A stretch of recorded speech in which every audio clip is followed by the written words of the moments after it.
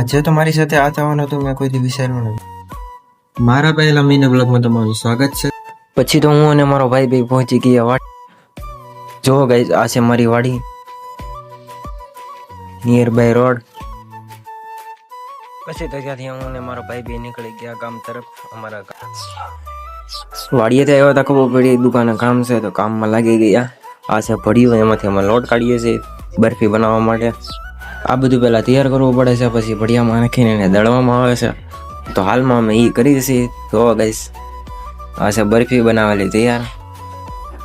તો આજ તો અમે ફસી ગયા છીએ, તો હવે કામ કરશું. ચાલો ગાઈસ, હવે મળીએ બરફી બનાવીને બધું કામ. ગાઈસ, કામ તો પતી ગયું છે. હવે ખોલી નાખીએ ભડિયાને અને એનો જે કંઈ કચરો બસરો છે એ કાઢી નાખીએ, સાફ કરી નાખીએ. આ મારો ભાઈ સાફ કરે છે.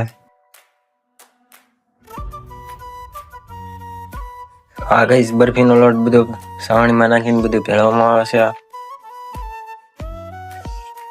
આ કામ અહીંયા ચાલી રહ્યું છે, તો હું પણ અહીંયા ફસાઈ ગયો છું. હવે એ જ કામ કરવું પડશે, બીજા કઈ ઓપ્શન છે નહીં. ગાઈસ, આ બરફી બનાવીને તૈયાર થઈ ગઈ છે. તો એને હવે ભરીશું સોગીમાં ને ઉકાવા દઈશું, પછી બરફીને તૈયાર થઈ જશે. ગાઈસ, બરફી તો બની ગઈ. હવે દેખાડું છું મારી દુકાન. જો આ છે અમારી દુકાન, લાડવા તૈયાર છે.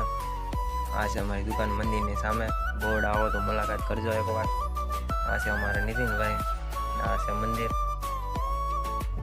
મેઇન બજાર રોડ. પગી જજો ગાઈસ. ઓલે